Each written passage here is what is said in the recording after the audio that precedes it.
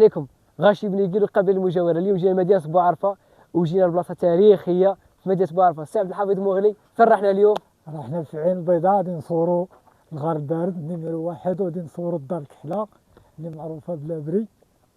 وكيفاش كنخداو بزاف ديال هذيك هادشي كامل غتلقاوه في فيديو طويل ان شاء الله. ايا تسنانا فيديو طويل.